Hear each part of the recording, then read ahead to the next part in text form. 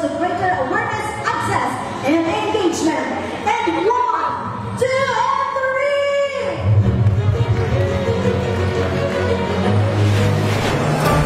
3! Sa temang reporting into Brave New World, the impact of artificial intelligence on the press freedom and the media.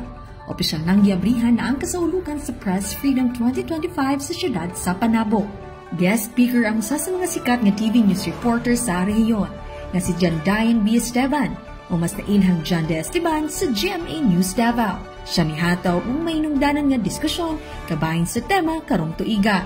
Kinahanglan ang AI magamit aron mapadali ang trabaho o dili sa gamiton ang himo na sa kinatibok ang trabaho sama na lamang sa pagsulat ng balita. Base word for word, AI na ang nihimo. Labi ay na naiuban mamugamit ng AI na maoy musulat sa ilahang balita. Mismo si City Mayor sa Relampagos ang nanguna sa pag-abri sa kalihukan. Kauban si City Councilor Honorable J.M. Relampagos, City Administrator Pedrito Insoles, City Information Officer Michael Angelo Eresueño, ug uban pang importanteng mga bisita.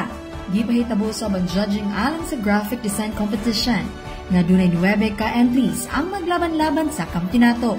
Subay sa kalihukan, dugog ang mga katawhan tungod sa pag-abri sa Lambda Government Information Exhibit 2025. Diin nagkalain-laing opisina sa lokal nga panggamhanan o ahensya sa gobyerno ang miapil sa kompetisyon. Mao ang Bureau of Fire Protection Panabo Station, Agricultural Training Institute 11, Pag-ibig Fund Panabo, City Social Welfare and Development Office, City Environment and Natural Resources Office, City Cooperative Development Council, Tourism Cultural Development Office, Department of Social Welfare and Development 11, Bureau of Jail and Management Penology, Philippine National Police, Public Attorney's Office, City Disaster Risk Reduction Management Office, City Public Employment Service Office, City Health Office, ug Department of Education Panabo City Division.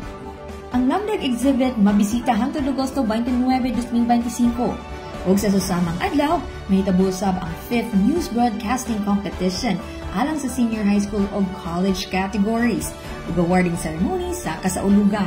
Ang selebrasyon usa ka inisyatibo sa lokal nga panggamhanan pinaagi sa City Information Office nga makatabang og pagpalapad sa kahibalo sa mga serbisyo sa gobyerno.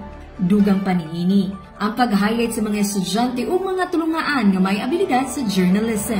Kauban sa kamera si Louie Panagsagan, kini si Team Acevedo gikan sa City Information Office Broadcast Services.